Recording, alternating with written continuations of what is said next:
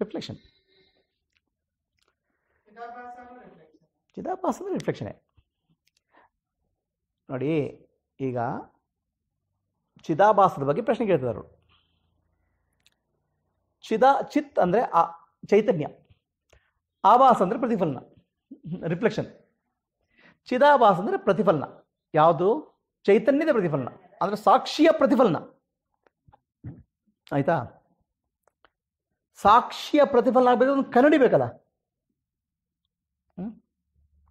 ನನ್ನ ಪ್ರತಿಫಲನ ಆಗ್ಬೇಕಾದ್ರೆ ಒಂದು ಕನ್ನಡಿ ಬೇಕು. ಆಯ್ತಾ? ಈ ಸಾಕ್ಷಿ ಕನ್ನಡಿಯಲ್ಲಿ ತರೋದು?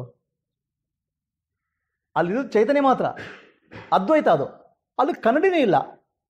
ಕನ್ನಡಿ ಎಲ್ಲಿಂದ ಬಂತು? ಪ್ರತಿಫಲನ ಆಗಬೇಕಾದ್ರೆ ಕನ್ನಡಿ ಬೇಕು. ಆ ಆತ್ಮದಲ್ಲಿ ಕನ್ನಡಿ ಎಲ್ಲಿಂದ? ಈ ಕನ್ನಡಿನೇ ಇಲ್ಲ. ಆದರೆ ಕನ್ನಡಿ ಇದೆ ಅನ್ನೋ ಭಾವನೆ ಬಂತು. ಅದು ಮನಸ್ಸು, ಅಭ್ಯಾಸ. ಇದ್ದ ಹಾಗೆ ಭಾವನೆ ಬಂತು.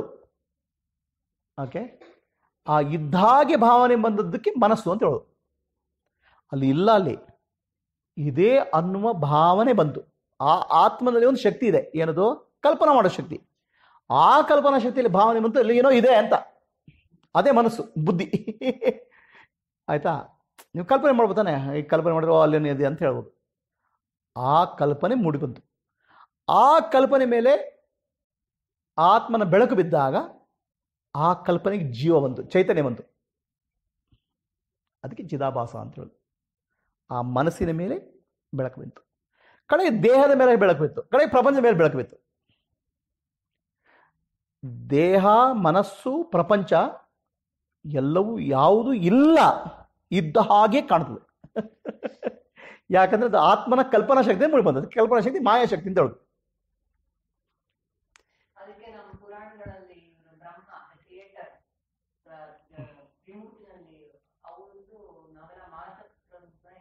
ಹೌದು, ಕಲ್ಪನೆ ಪುತ್ರ. ರೈಟ್. ಸೊ ಹಾಗಾಗ್ಬಿಟ್ಟು ಏನಾಯ್ತು? ಇದ್ದ ಹಾಗೆ ಕಾಣ್ತು, ಇಲ್ಲ. ಇದಕ್ಕೆ ನಿಮಗೆ ಅರ್ಥ ಆಗಬೇಕಾದ್ರೆ, ಕನಸಿನಲ್ಲಿ ನೀವು ಬೇರೆ ಡ್ರೆಸ್ ಹಾಕೊಂಡು, ಬೇರೆ ಶರೀರ ಧಾರಣೆ ಮಾಡಿಕೊಂಡು ತಿರುಗಾಡಲಿಕ್ಕೆ ಹೋಗ್ತೀರಾ. ಅಮೇರಿಕಕ್ಕೆ ಹೋಗ್ತೀರಾ, ಇಂಗ್ಲೆಂಡಿಗೆ ಹೋಗ್ತೀರಾ. ಅಲ್ಲಿ ಅಮೇರಿಕ ಇತ್ತಾ? ಕನಸು ಕಾಣುವಾಗಿತ್ತು. ಇಂಗ್ಲೆಂಡ್ ಇತ್ತಾ? ಕನಸು ಕಾಣುವಾಗಿತ್ತು. ನೀವಿದ್ರಾ? ಇತ್ತು ಕನಸು ಕಾಣುವಾಗ. ಈ ಕನಸು ಅನ್ನೋದು ಮನಸ್ಸಿನ ಕಲ್ಪನೆ. ಆ ಕಲ್ಪನಾ ಶಕ್ತಿಯಲ್ಲಿ ಇದ್ದ ಹಾಗೆ ಕಾಣುತ್ತದೆ. ಗೊತ್ತಾ? ಆ ಕಲ್ಪನಾ ಶಕ್ತಿ ಇದ್ದ ಹಾಗೆ ಕಾಣುತ್ತೆ. ನಿಜವಾಗಿ ನೋಡಿದ್ರೆ ಇಲ್ಲ, ಜ್ಞಾನದಲ್ಲಿ ಇಲ್ಲ, ಎಚ್ಚರ ಆದ್ಮೇಲೆ ಇಲ್ಲ. ಹೌದಲ್ಲ? ಇದು ಏನಾಗತ್ತಂದ್ರೆ, ಚೈತನ್ಯದಲ್ಲಿ ಆಬ್ಜೆಕ್ಟ್ಸ್ ಅಂದರೆ ಜಡ ವಸ್ತುಗಳ ಕಲ್ಪನೆ ಬರ್ತದೆ. ಎಲ್ಲ ಬರೋದು ಆಬ್ಜೆಕ್ಟ್ಸೇ. ಕಾನ್ಷಿಯಸ್ನೆಸ್ ಅಲ್ಲಿ ಏನು ಕಾಣೋದು ಎಲ್ಲ ಆಬ್ಜೆಕ್ಟ್ಸೇ. ಓಕೆ, ನಾನು ನೀವು ಅನ್ನೋದು ಕೂಡ ಆಬ್ಜೆಕ್ಟ್ಸ್ ಅಲ್ಲಿ, ವಸ್ತುನೇ. ಆ ಚೈತನ್ಯದಲ್ಲಿ ಭಗವಂತನ ಚಿಂತನೆಯಲ್ಲಿ ಆ ವಸ್ತುಗಳು ಕಂಡು ಬಂದವು. ಯಾವ ವಸ್ತುಗಳು? ಜಡ ವಸ್ತುಗಳು. ಆಯ್ತಾ? ಅದ್ರಲ್ಲಿ ಮನಸ್ಸು ಅನ್ನೋದು ಒಂದು ಜಡ ವಸ್ತು. ಈಗ ಜಡ ವಸ್ತುವಿನ ಮೇಲೆ ಆ ಸಾಕ್ಷಿಯ ಬೆಳಕು ಬಿದ್ದಾಗ ಕೆಲವು ಜಡ ವಸ್ತುಗಳು ಜೀವ ಬಂದಾಗ ಕಂಡವು.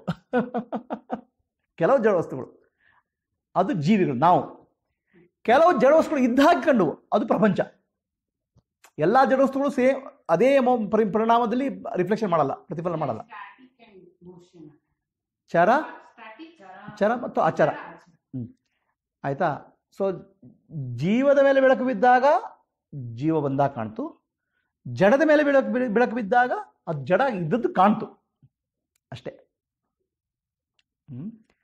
ಆದರೆ ಎಲ್ಲವೂ ವಸ್ತುಗಳೇ. ಇದರ ಅರ್ಥ ಏನಪ್ಪ? ನಾನು, ನೀವು, ದೇಹ, ಮನಸ್ಸು, ಬುದ್ಧಿ ಇದೆಲ್ಲ ಎಲ್ಲ ಗೊಂಬೆಗಳು. ಓಕೆ, ಆ ಪರಮಾತ್ಮ ಮಾತ್ರ ಚೈತನ್ಯ. ಆದರೆ ಒಂದು ಒಳ್ಳೆ ವಿಷಯ ಏನಂದ್ರೆ, ಈಗ ನಾನು ಅಂತ ಹೇಳ್ಕೊಂಡು ತಿರುಗಾಡ್ತಲ್ಲಿ ಗೊಂಬೆ ಅಲ್ಲ, ಅದು ಚೈತನ್ಯ. ಆದ್ರೆ ನೀವು ತಿಳ್ಕೊಳ್ತೀರ ನಾನು ಗೊಂಬೆಗೆ ನಾನು ಅಂತ ತಿಳ್ಕೊಂಡು ತಿರುಗಾಡ್ತಾ ಇದ್ದಾರೆ, ಅಷ್ಟೇ ವ್ಯತ್ಯಾಸ. ದೇಹ ಅನ್ನೋದು ಗೊಂಬೆ ಆ ಪರಮಾತ್ಮನ ಬೆಳಕಲ್ಲಿ, ಅದು ನಾನು ಅಂತ ಹೇಳ್ಕೊಡ್ತಿರ್ಕಾಡ್ತೆ, ಅದು ತಪ್ಪು, ಭ್ರಮೆ. ನಿಜವಾದ ನಾನು ಯಾವುದು? ಚೈತನ್ಯ, ಅದು ಸಾಕ್ಷಿಯ ಬೆಳಕು, ಅದು ಚಿದಾಭಾಸ, ಇದು ಸಾಕ್ಷಿಯ ಬೆಳಕು, ಅದು ನಿಜವಾದ ನಾನು. ಅದು ನಾನು ಚೈತನ್ಯ, ನಾನು ಸಾಕ್ಷಿಯ ಸ್ವರೂಪ. ಅದು ನಾನು ತಗೊಳ್ಳೋದು ಯಾವುದು? ದೇಹದ ಸ್ವರೂಪ. ಗೊತ್ತಾ? ಅಷ್ಟೇ ಭ್ರಮೆ. ಈ ಭ್ರಮೆಯಿಂದ ಪಾರಾಗೋದಕ್ಕೆ ಮುಕ್ತಿ. ಇದಕ್ಕೇನು? ಜ್ಞಾನ, ಶುದ್ಧವಾದ ಜ್ಞಾನ. ಕರೆಕ್ಟಾಗಿ ಅರ್ಥ ಮಾಡ್ಕೊಂಡ್ರೆ ಕಟ್ ಆಗುತ್ತೆ. ಅರ್ಥ ಮಾಡ್ಕೊಂಡಿಲ್ಲ, ನೀವು ಎಷ್ಟೇ ಸರ್ಕಸ್ ಮಾಡಿದ್ರು ಅರ್ಥ ಆಗೋದಿಲ್ಲ ಅದು.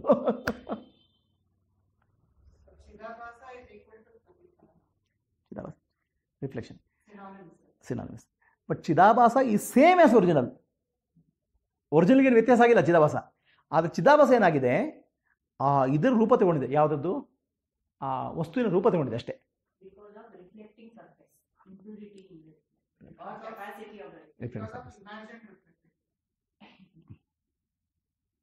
ಓಕೆ.